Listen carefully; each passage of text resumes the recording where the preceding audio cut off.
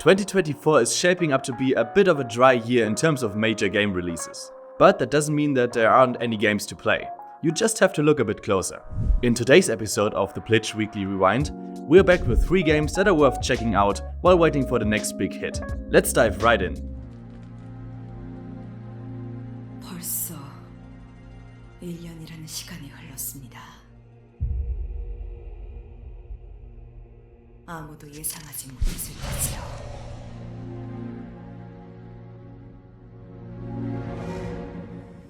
First up is The Devil Within Sadgat, the newest title by Newcore Games. Despite being in early access, this game already has a lot to offer to its players.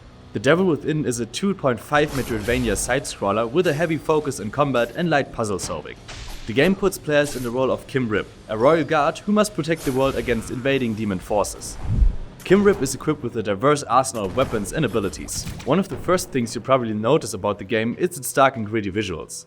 The game presents you with a detailed and retro-themed art style, while the player must navigate through 2.5D environments filled with challenging fights and platform sections. Throughout the game world, the player also has the possibility to stop at campfires to level up Kim's character.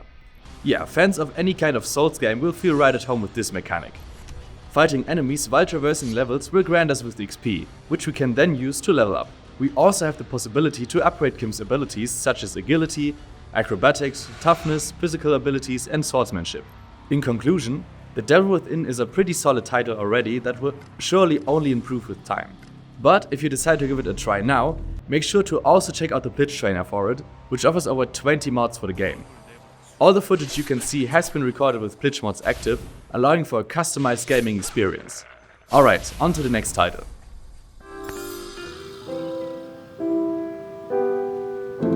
Hi there! We're happy to welcome you to our community garden and hope that you'll settle in well. As you might have heard, this is a difficult time for us. The second game on the list is a little bit simpler.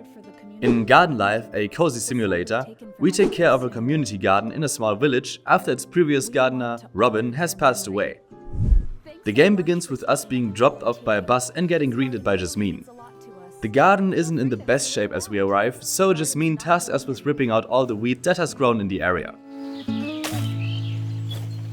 So much for the basic premise of the game. Over the course of the game, we get to meet other people in the village and even Robin's ghost, who shows up every now and then to congratulate us on the state of the garden.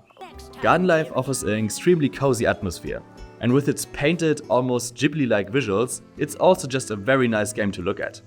Besides ripping out unwanted weeds, we also have the possibility to buy new decorations for the garden, plant new flowers, and slowly but surely turn the garden into a lush park for the community. And with the PLITCH trainer offering mods such as add money, set item, and unlimited water for your watering can, you can further customize the game. Make sure to check out the trainer should you decide to give the game a try. Alright, time for a short break. Let's see what the PLITCH team has been up to behind the scenes this week. We've released 8 new trainers and worked on 306 patches. And if you're looking for a retro-themed side-scroller with a Viking setting, make sure to check out Sons of Valhalla and our trainer for it.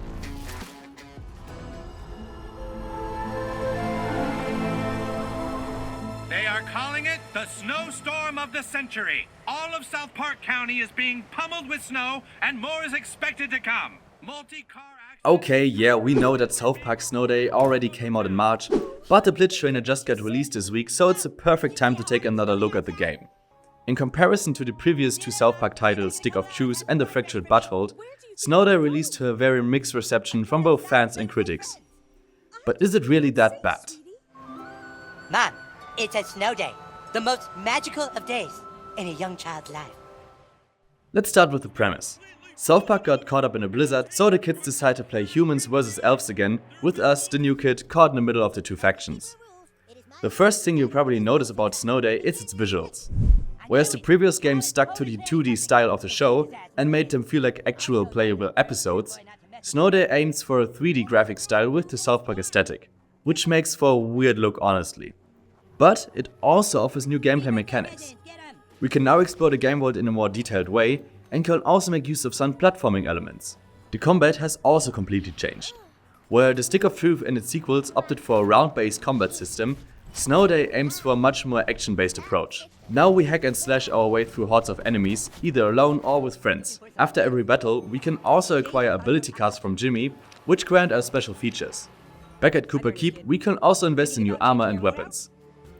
The currency in the game is toilet paper?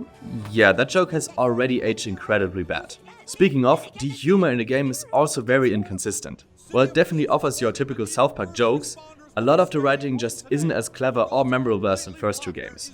To sum it up, South Park Snow Day simply isn't on the same level as its predecessors. But for diehard South Park fans, there's still some fun to be had here.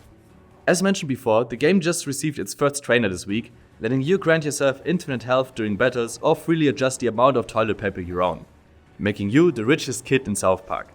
PLITCH makes it possible. And there you have it. 3 games to play while waiting for the next big release. What other games can you recommend? Let us know down in the comments. And if you want to take your gaming experience to the next level, check out PLITCH.com. See you next week.